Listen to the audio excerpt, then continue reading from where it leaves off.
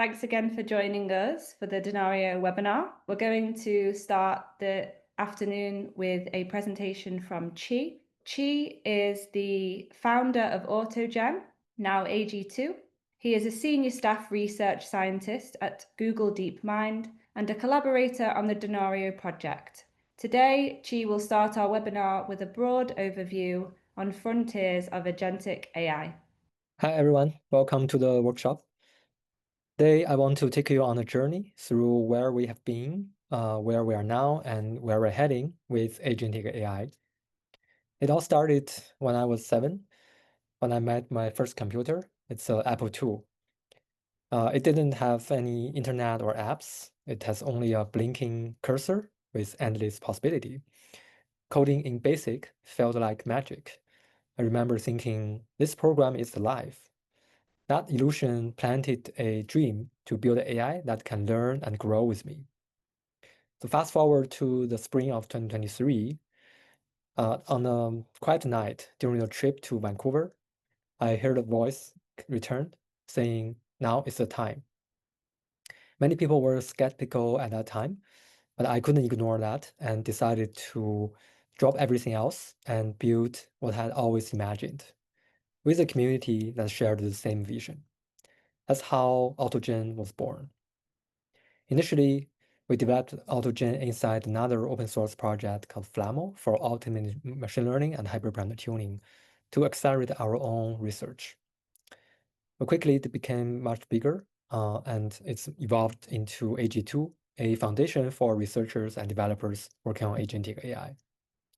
It is fun to watch the developers orchestrate agents, just like musicians, each improvising and together working in harmony.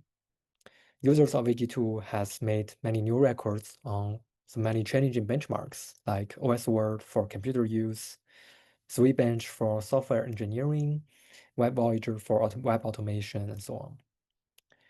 Those are not just milestones for AG2, but represent the progresses of the entire agentic AI research. So today, AG2 powers many real systems, and we haven't reached our North Star because we still don't have that agent that can learn and grow with us.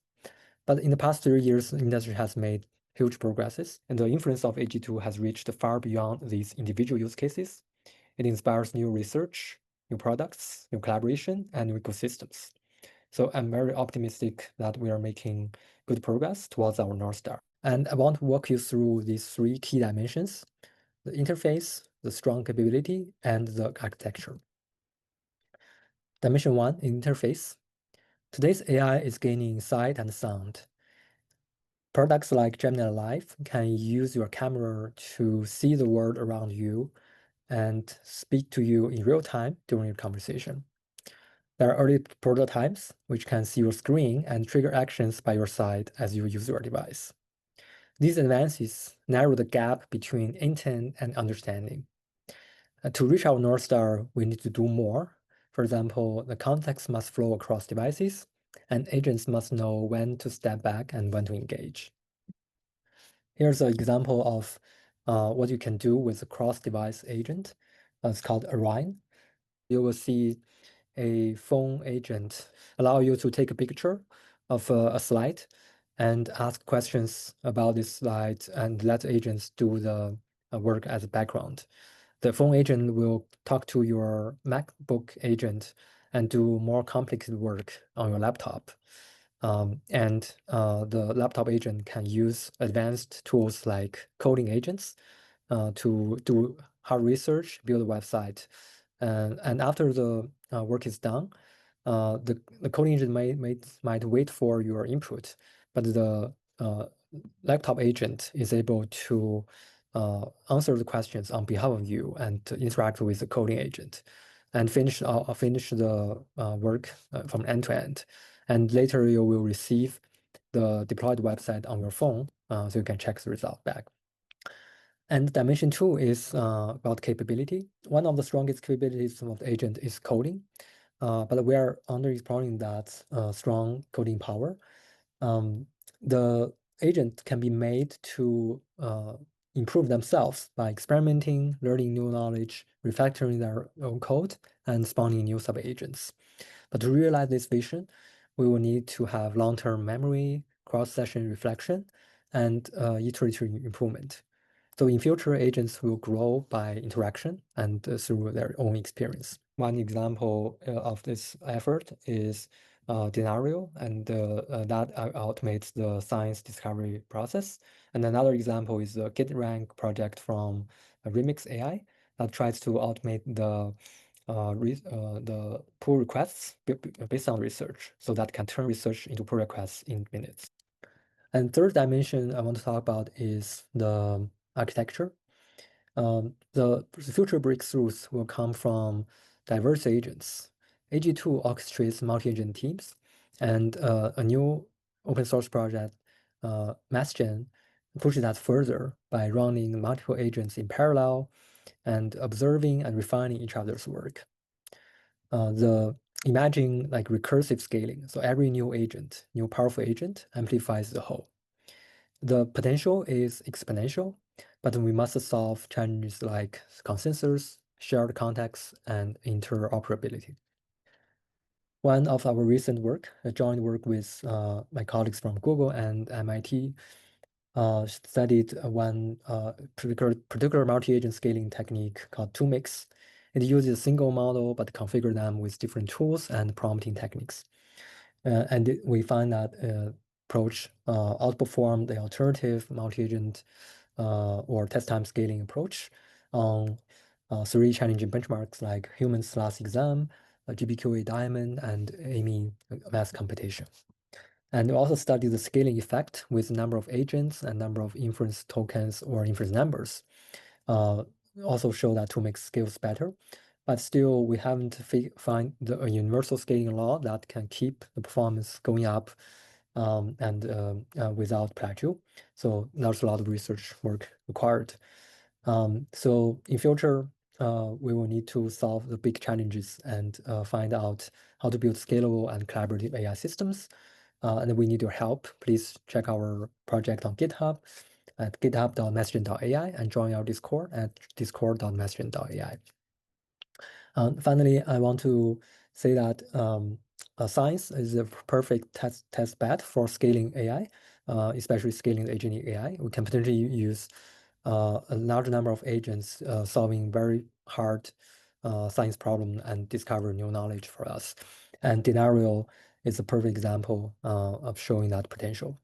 Thank you very much. Next up, we're going to hear from Paco. Paco is a research scientist at the Flatiron Institute, working at the intersection of AI and science. He is the main architect of the Quixote simulations, and he co-leads the Camels simulations. He is also one of the main developers of Denario. Yeah, so I'm gonna very briefly tell you, what is Denario, who made Denario, and why we're making Denario. So let me say that, we are developing Denario to be an AI research assistant. So basically with the goal to help researchers to be more creative and to explore different hypotheses, perhaps faster. So also want to be very clear is like, we have not really built Denario to automate science. Our goal with this project is basically to accelerate scientific discovery and basically to provide researchers with a tool to achieve that, to be more creative and perhaps to identify things that we don't know.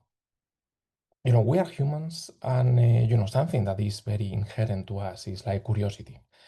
So, I would like to say that, curiosity is a human characteristic, and this is something that drives exploration, investigation, and acquisition of new knowledge and skills. So I think, it's completely normal that I will say, we are kind of exploring what, some of the most sophisticated, one of the most sophisticated tools that we humans have built, large language models. What are these tools able to help us in order to do research? So I think it's kind of a natural step. So, this is like the team that has built Denario. We are a very large and very diverse set of, scientists, mathematicians, and also a philosopher. So, we have experts in many different fields. So let me quote them quickly. We have people working in astrophysics, in biology, in chemistry, material science, neuroscience, physics, mathematics, machine learning. We have software engineers. We have people working in medicine, quantum physics, and also Thomas is our philosopher who is going to talk later in this talk. You can see that we come from many different institutions all over the world, and basically we all are working together in order to understand what are the capabilities of large language models, and in this particular case of agentic AI. So another question is like, why are we doing this? So I like to think about two different axes for doing research. One of them is like death, and the other one is like breath.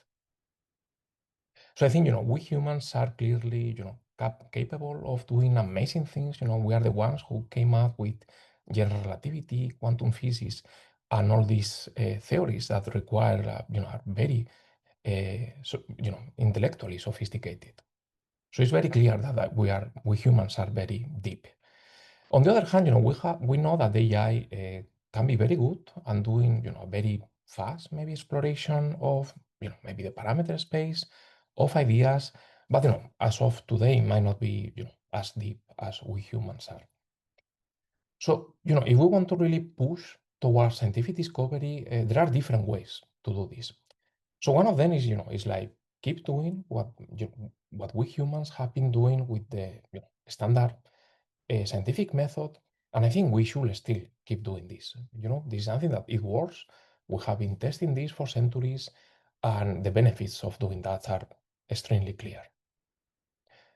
AI by itself might also be able to push in the direction of scientific discovery. There are maybe some tasks where you have maybe some kind of reward function where maybe you can try to perform this in an automated way. But Denario has been a little bit built kind of for the intersection.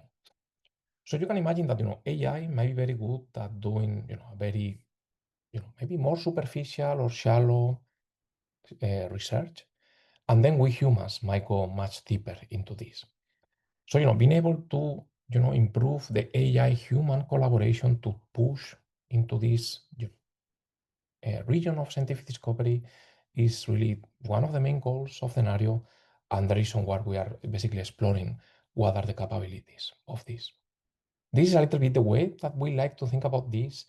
So if you can imagine that this is kind of the space of ideas, of maybe the space of knowledge, there are a lot of things that we know. We humans have been doing this for centuries. But there are also many regions where we really don't know. Maybe no one has ever explored some idea, or maybe no one has, going in this direction. So I think tools like Denario are very good to maybe, explore a little bit these regions where right now there might not be so much knowledge. And, we humans are in charge of basically going into the areas that we find more interesting and basically try to push for scientific discovery in that area. Just this is my last slide, just saying that some of the advantages of using systems like Denario is that we are able to explore new and potentially broader ideas.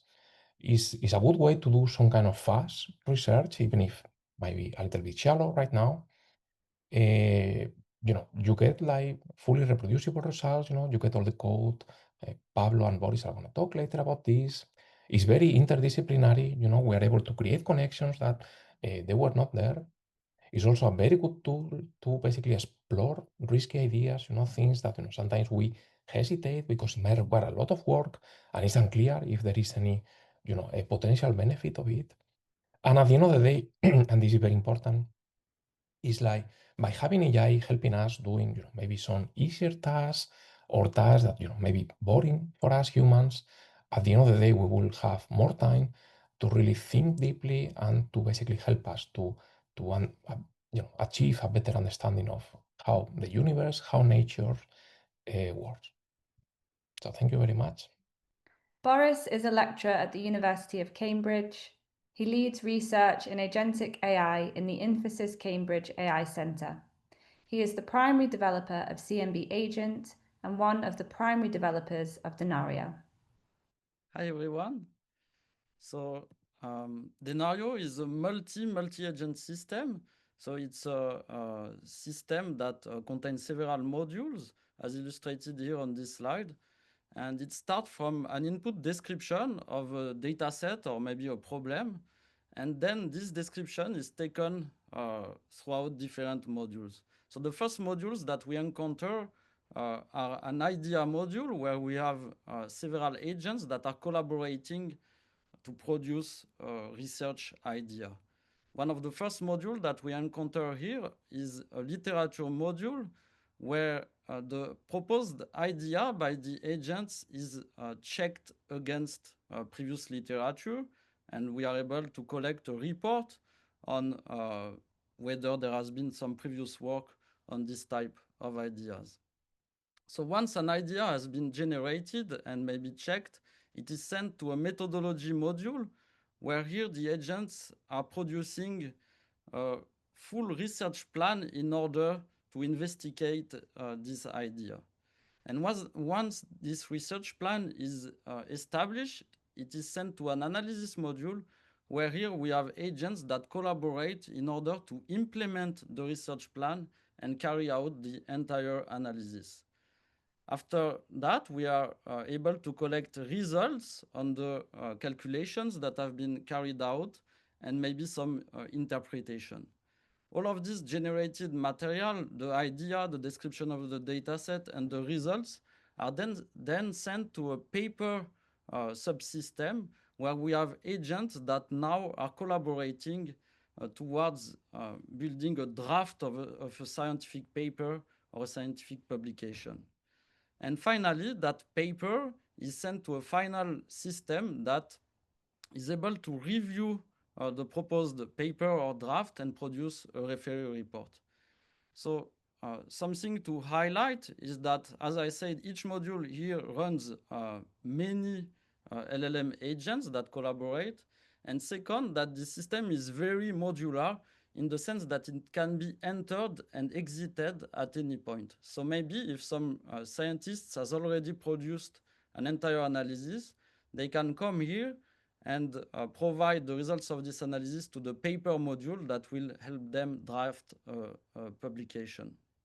Or if they have already a paper ready, they can enter the system here to obtain a review and maybe improve their ideas and research. And that system that is end-to-end from idea to referee can also be run iteratively in the sense that this report can be sent back to the start and the system can be launched again to try to improve what it has done in a previous run. So let us zoom in a little bit on the subsystems here. The first one is this idea or hypothesis generation, which is a proposed critique orchestration block that we like to call idea maker and idea hater system, where here we provide to the agents a description of our data set, and we have n rounds of iteration between these two agents, one that proposes a set of ideas and another one that criticizes them based on some rule and rejects them, until we converge on one idea that constitutes the research project idea that will be studied.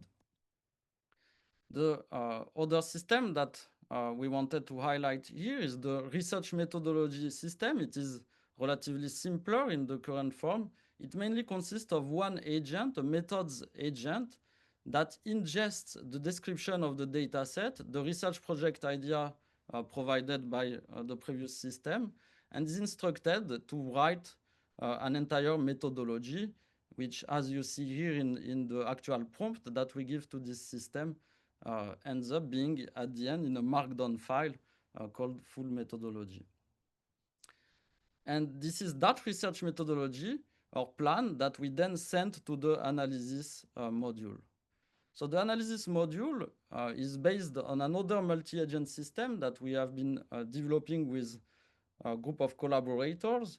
It is called CMB Agent, and it is also fully open source, available on GitHub and implemented with AG2.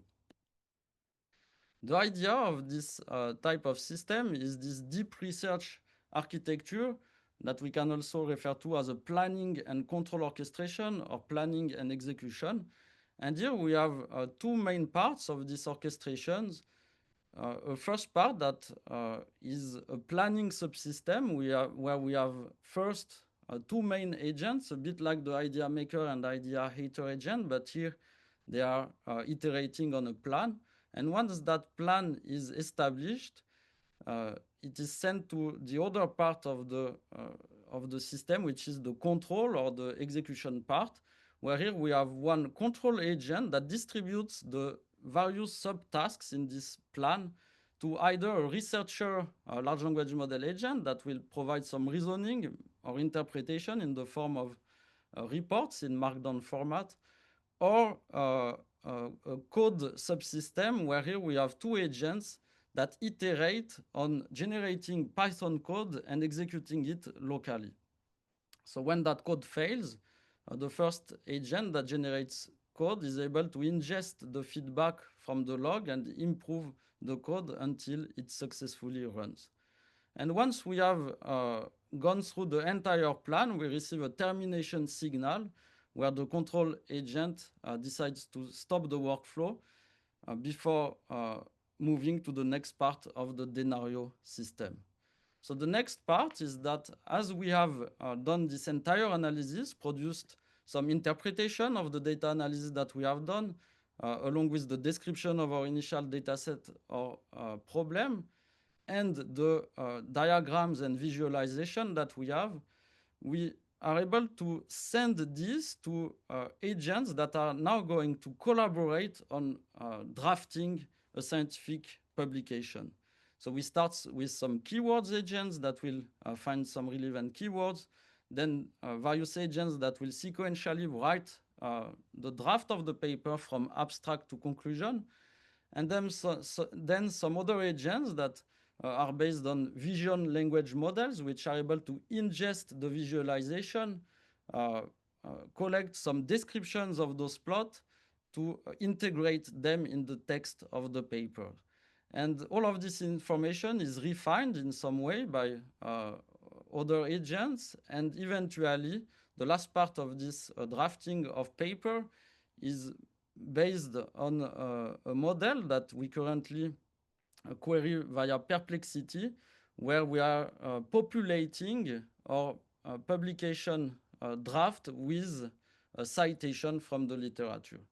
And after that, we have a significantly advanced draft of a full paper in the format of the scientific publications that we are all familiar with.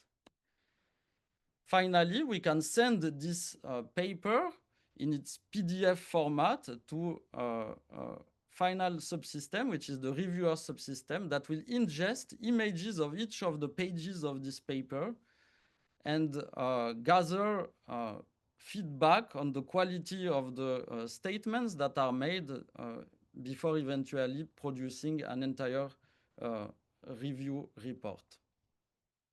So in summary, Denario is really a modular system that is built to help researchers in various tasks in this research loop, from refining ideas to even refining papers themselves. So it is implemented with robust multi-agent platforms that are AG2 and LangGraph, and it really leverages the diversity and capabilities of different LLM models that are better at different tasks. So for instance, one model for the critique part of the workflow and then a different model for the coding part. And that's it for me, so thank you very much. Pablo is a deep learning scientist working in autonomous driving simulation in the Computer Vision Center at the Universitat Autònoma de Barcelona, and one of the core developers of Denario. So let's dive briefly into how to actually use Denario. So we have currently two main entry points to make use of Denario. First of all, the Python API. So Denario is written in Python, so we can write standard Python scripts or Jupyter notebooks to run each of the models of Denario. Also, we have available a graphical user interface, or UI, to have a more user-friendly interface to interact with the different modules. We can launch it either locally in our personal computer or run it as a web application in the demo, which is actually deployed in Hugging Face Spaces. Also, we are working to deploy it in a cloud platform, which hopefully will be ready soon. And just to install Denario locally, so it is very simple. Just we need to create a Python environment as usual and install it with pip install Denario. We can also build Denario from source from the GitHub repository, which is here at the bottom of the slide. So once we have Denario installed, we can start creating or working on a research project. For instance, in this example, we're working with some sample data for Stellar Catalog, for the Paco Stellar Catalog. So first of all, we need to instantiate the Denario class, which is basically the base class, which covers all the modules which are included in Denario. And then we need to provide some basic information about the data that we want to use and other requirements. For instance, in this case, we say analyze the Paco Stellar Catalog included in the folder. So we indicate the path. We can also specify the libraries that we want to use, such as CPy, Pandas, or NumPy, and also some other requirements. For instance, we can enforce to produce plots in the analysis module when we put make plot for comparing and showing the results, and also provide information about the resources which are available in our system, such as the number of GPUs and CPUs. With that, we can set the data description to the Denario class, and then we can start generating the actual results. So first of all, we need to generate the idea. So we can generate a proposal for a research idea using this getIdea method. So here we can specify the mode. So we have currently two backends implemented for that. So the CMB agent backend, which is basically supported by AG2 and uses the planning and control strategy that Boris commented before, and also a faster land graph implementation to generate this idea, which is also based on the idea maker and idea hater that was commented before. So we can just go through with the fast mode for this case, and also specify the specific models that these agents are going to use. The GPT models, for instance, that we prefer. So running this, we can have something like the example below. So for instance, in this case, we have investigate the relationship between a stellar color and the distribution of proper motion anomalies in the Paco catalog. So this is a proposal for a research plan, very high level proposal. So in order to assess the novelty of this idea and whether this has been already researched in the literature and whether it has potential for interest, for research, we can run the literature module with this check idea function, which is reviewing this idea and reviewing the available literature and providing a report on the novelty and the originality of this research idea. So once we are happy with the idea that we have generated, we can proceed with the methodology. We can generate a plan for the research to have to carry out the research idea using this get method, the methodology module. Here again, we can specify the mode and the LLMs to be employed by the agents. And we will, after some minutes, we will have some output of this format. For instance, here in this case, we have a very detailed plan of all the steps that have to be followed. In this case, we have first data loading the data from the catalog, cleaning and preprocessing it, then perform some exploratory data analysis with some descriptive statistics for each of the columns. And then we compute some specific quantities such as the proper motion anomaly. So this is just a snippet. The detailed plan, the actual detailed plan is much longer. Yes, as we said before, so Denario is fully modular. So instead of generating the methodology or generating the idea, we can also provide a manually crafted methodology as an input file. So we can just set the method and provide the path for the file to let Denario know which is the plan that we want to follow. So once we have this methodology, we can go with the analysis part. So this module is taking the input, the idea, and the methodology, and is performing a full analysis of it using the planning and control strategy that Boris commented before, which uses the CMB agent backend under the hood. So here, the agents will install the required libraries to perform the methodology, write all the code that is required and execute it, and generate some plots and some results. And after that, they will write some report with the findings of this analysis. We can see here some example of this summary report. So this is yet a snippet, but the summary report is much longer and detailed. And also it generates some plots with some comparisons and exploratory analysis and whatever that the agents find relevant to show. So again, for this module, we can also a lot of customization, since we can provide the different models for each of the different agents. Since, for instance, for the engineering models, which are taking care of writing and executing code, probably require more powerful LLMs. So this is good to have in mind and to test with different LLMs to get different results and try and play a little bit with that. So once we have this analysis, which is performed, so we can finally create some LaTeX draft with this paper module. So here the agents in this module, which are written in LangGraph, will collect all the results from the analysis and all the plots, and will compile them to a LaTeX draft, which basically has all the aspects that are expected in a scientific publication, in a standard scientific publication. For instance, the abstract, some introduction, some explanation of the methodology, results, and conclusions. And also we can add citations if we want to provide citations to add citations to the previous literature. And besides that, we can also specify the template for the journal style. For instance, in this case, I think that is the PRD journal template that we're using here in this example. And yeah, when we are done with generating the paper, so in order to review the paper and to assess the quality of the paper, we can call the referee module, which will basically go through the entire paper and provide a feedback, including some positive aspects of the article and some other negative aspects which could be improved. And afterwards, we can iterate over that and create a more polished version of the draft. So this is in a nutshell how we can use Denario using the Python API. But as I already said, we have also another way to run Denario, which is using the graphical user interface.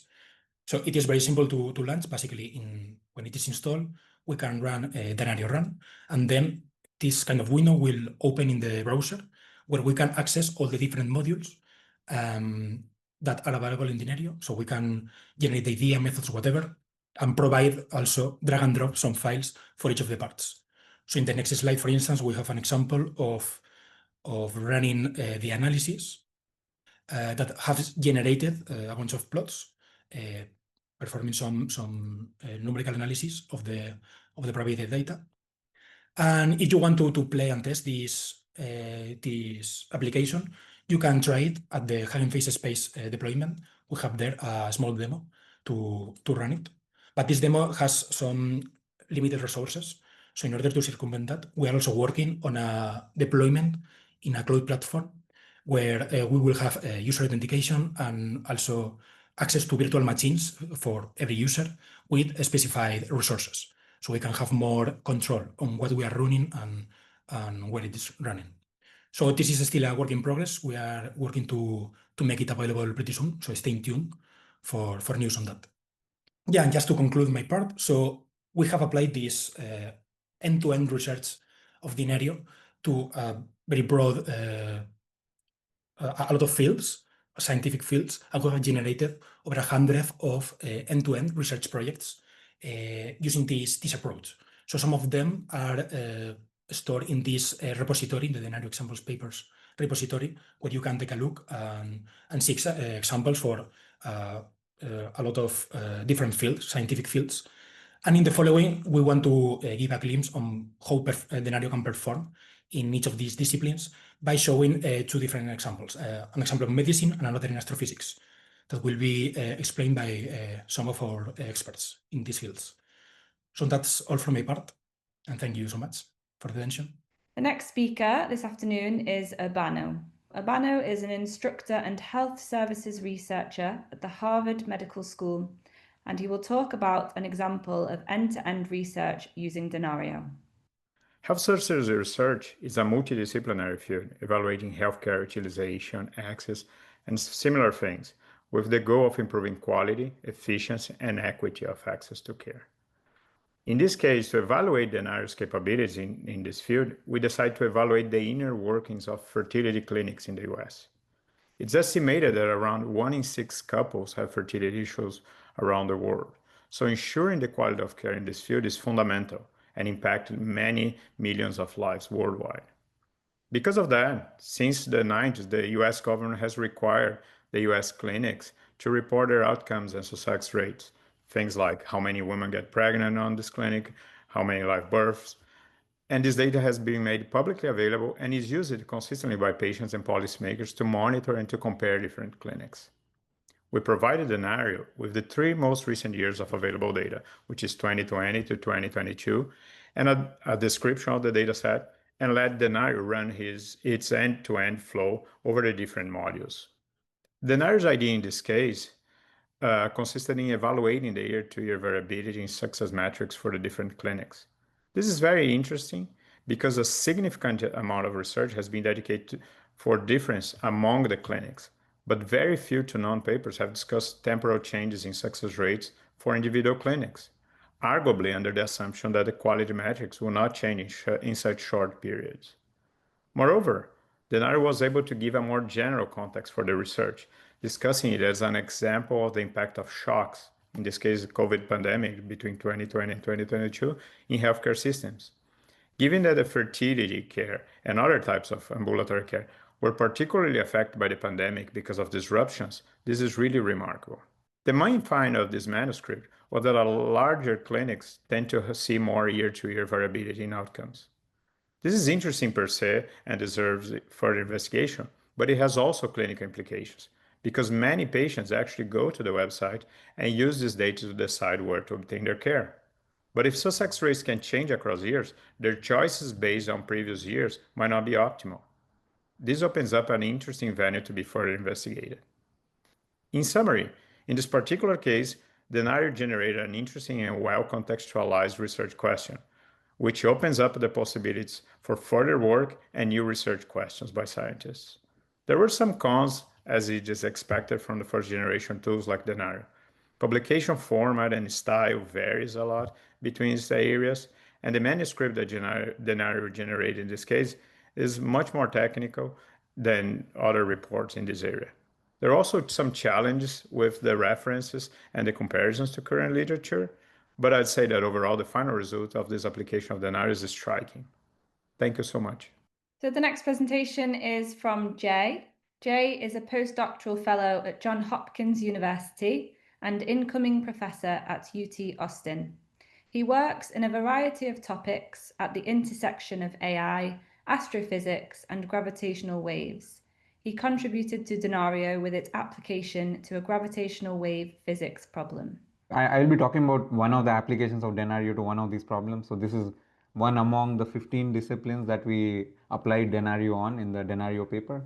And this is related to properties of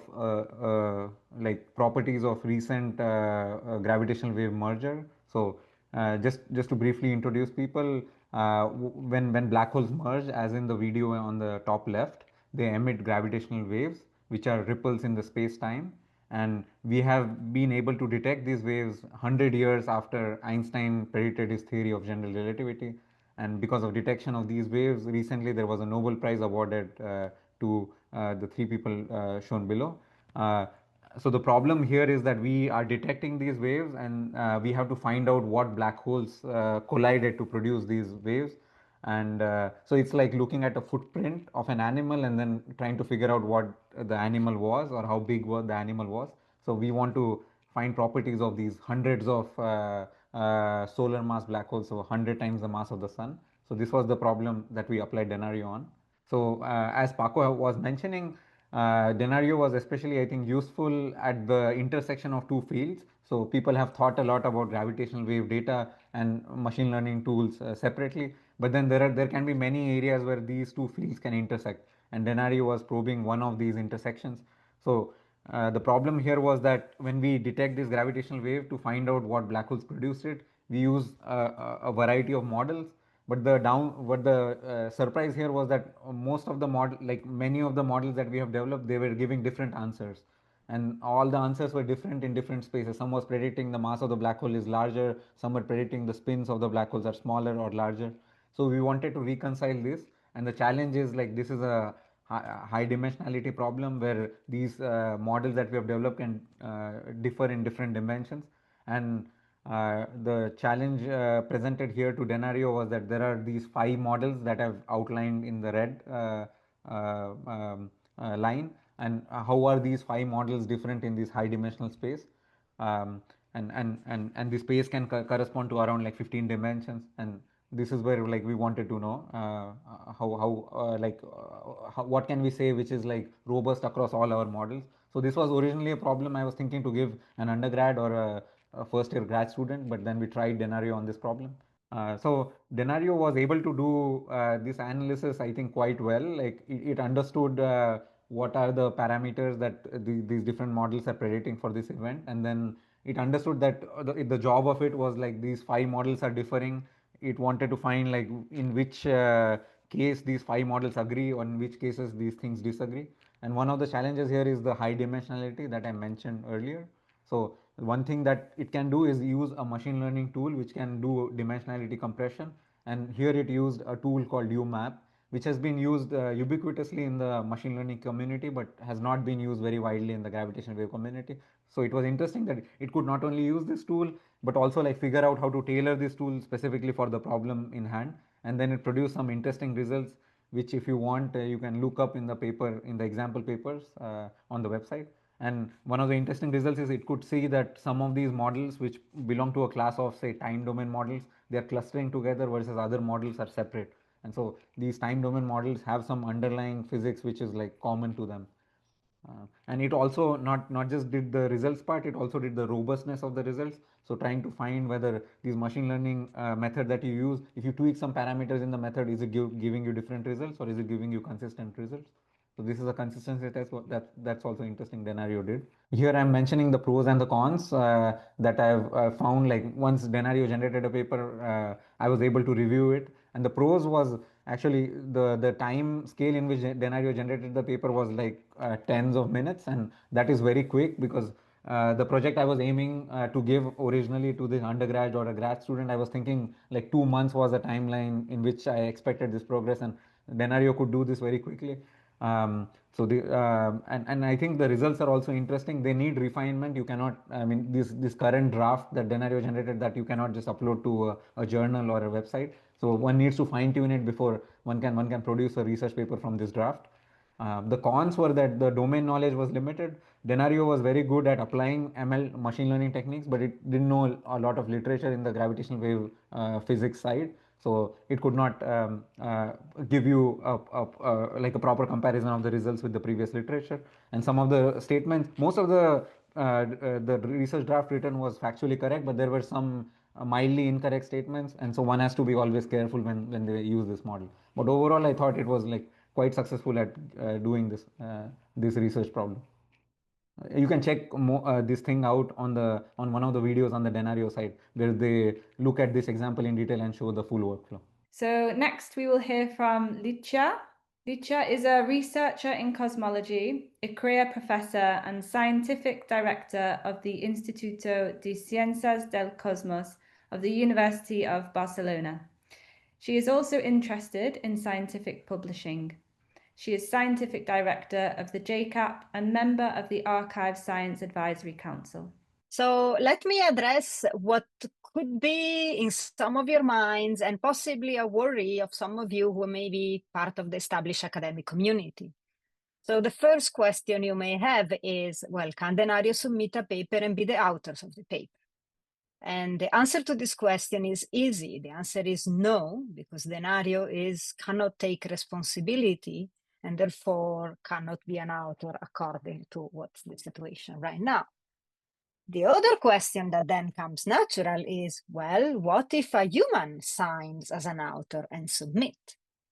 And now we are entering interesting territory. So before we go on, I want to go back and ask ourselves the following question. Why scientific paper and what is a scientific paper? The modern concept of a scientific paper emerged in the 1600s, when this was your editor. And before that, scientific discoveries were published in pamphlets. The current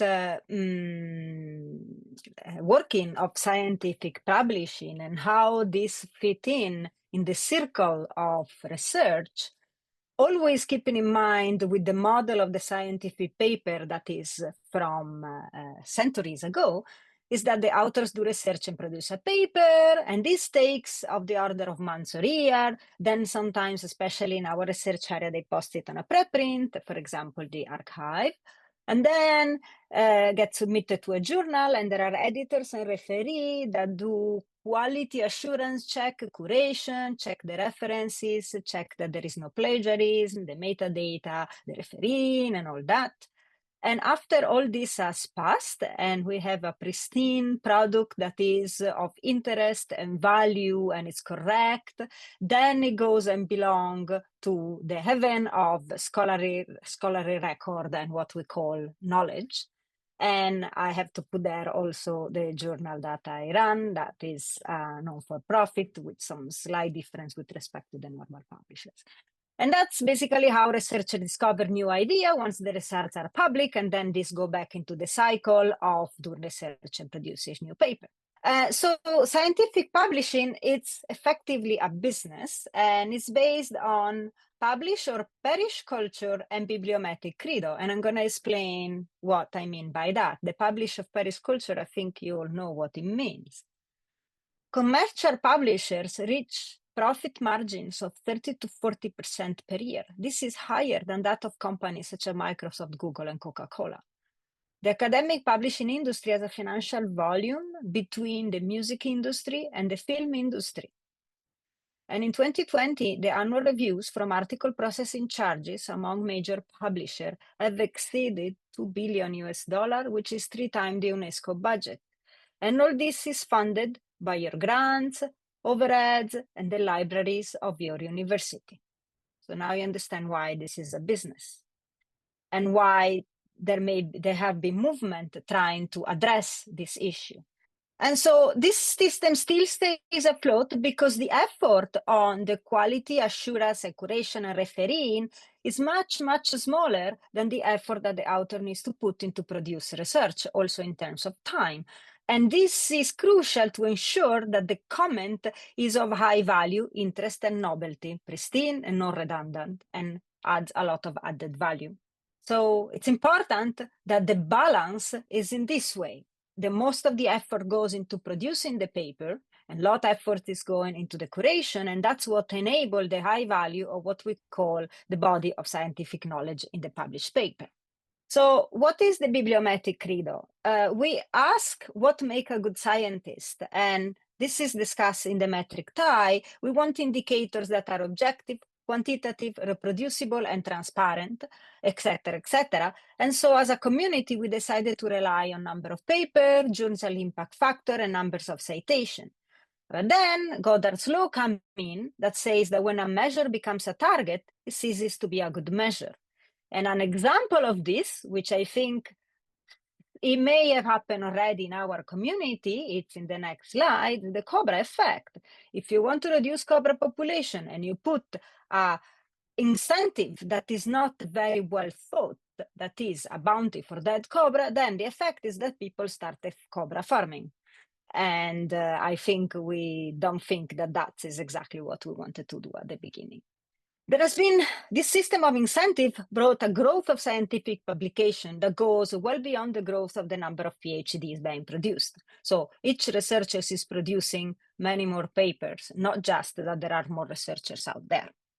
And in the past couple of years, there has been a growth of dubious quality submission that is not limited to the sciences, in the left side of the slides, this is some data from philosophy, where one of the major journals find their reject increase rapidly in the last couple of years. And in the right-hand side is the archive all aggregated section, which rejection rate has been multiplied by a factor of 3 in the past years. And what we detect here is just the tip of the iceberg. There are a lot of AI-generated papers that are around. They are around the disciplines. Some of them we detect, and some other are in the system. And now, as I'm sure you have realized, there is an effort unbalance. The effort the authors need to put in to produce a paper starts becoming much less than the effort that we need to put in refereeing, quality assurance, curation, etc. And then for this system can't stay afloat if the effort on one side is much bigger than the effort in producing the paper. And therefore, as a result, what enters into the scholarly record of knowledge is not necessarily new, pristine, etc. I think Denario brings this into the open.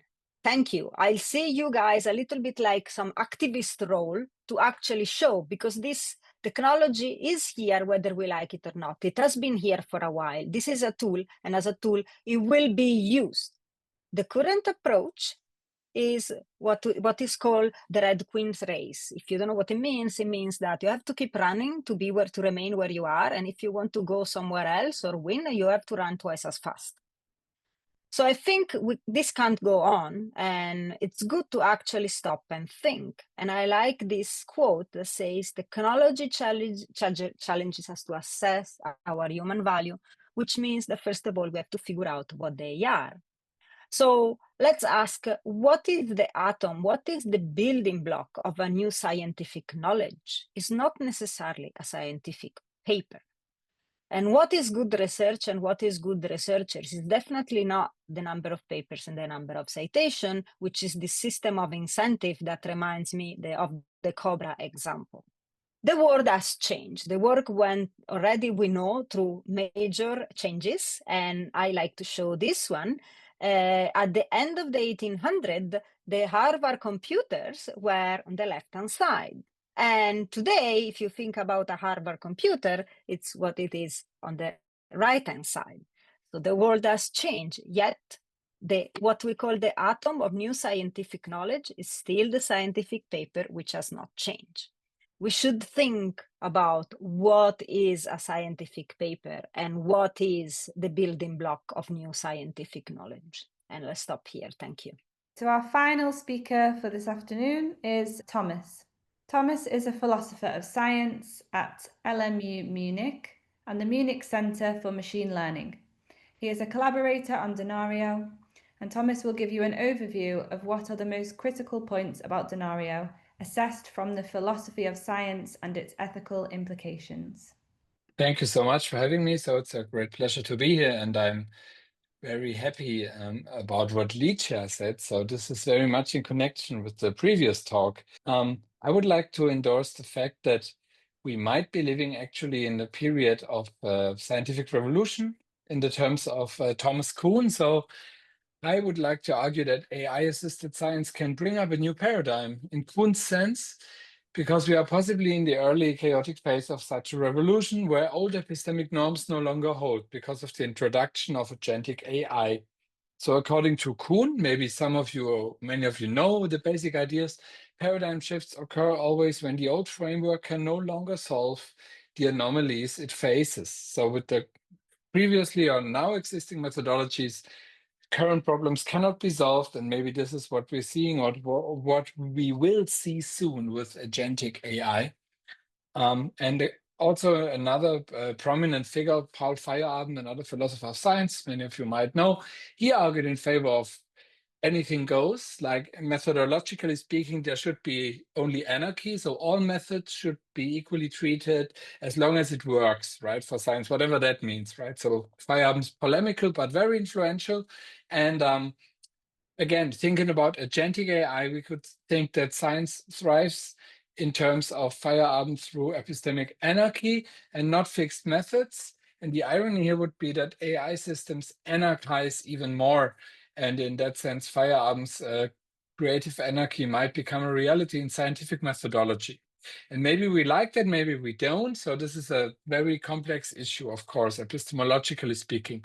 Another very important problem, as many of you again might know, is the problem of underdetermination, which basically means that for any set of data, many theories can fit, right? So what epistemic virtues do we arbitrarily put in order to orient ourselves, right? If we build theories. So when AI can generate thousands of fitting hypotheses, underdetermination might explode. So this is again, maybe connecting to what Licia was talking about we get so many papers, but maybe this is not the important point here, right? So we should focus what exactly is the value of science, right? So we may gain predictive power, but lose focus on the epistemic meaning and epistemic value of the knowledge we actually produce as scientists. And so another analogy is that basically the following. So AI systems create new asymmetries of knowledge.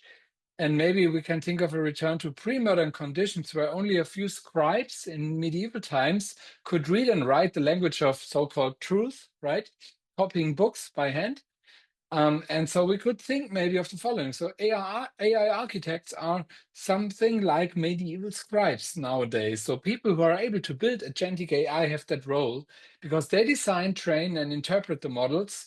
The rest of us, consumers of the knowledge, merely depend on their and possibly believe in their authority, in their epistemic authority as scientific experts. So this is a problem for the concept of expertise and trust in science. And talking about epistemic asymmetry, so AI tools like Denario enhance knowledge production, but maybe centralize epistemic control. And this can be very good, but can also bear some risks. So scientists may become consumers and not creators of understanding, which even needs to address the question about democracy in crisis. How much intermediation should there be between private and public science, right? And so agentic AI can make science more productive at first sight, but also more meaningless because we risk throwing in machine-generated papers, deepening maybe the reproducibility crisis. And at the right hand, you just see a broad overview of all the different positions that exist in the philosophy of science on scientific realism and anti-realism. So what role actually epistemically do our scientific theories play, and what's the relation between theory and experience? So there are all kinds of answers in the debate, and it's already quite dynamic, and maybe the introduction of agentic AI even makes the situation more challenging for the philosophy of science as a discipline, right? So because we might see, or we are already seeing, again, what Licia was saying, a productive explosion because AI generates ideas, methods, papers, way faster than any human, but more science obviously doesn't mean better science. So we can have a spam science situation because we will see a deluge of synthetic research, which is difficult to verify, falsify, whatever you like, easy to publish. So our signal to noise ratio might collapse, which leads to a reproducibility crisis 2.0 or even stronger, because already human science struggles with replication, and we can face opaque code, proprietary LLMs, and missing provenance. And the philosophical implication and takeaway question for all of us should be that if science becomes indistinguishable from its simulation, realism itself becomes a critical posture. So this endorses an instrumentalist stance on the role of science. So to say, well, it's just a tool. I don't care about the values. I don't care about truth, right? So it's a very nice position, but it's also maybe a little bit coward, epistemically speaking. So agentic AI leads to a more and more technocratic and instrumentalist worldview, even maybe if it's misused to a nihilist way of doing science. And again, previous people have been saying it. So I think Denario is a very nice way of showing how this can be avoided, right? Hopefully. So thanks for your attention. I think that's it.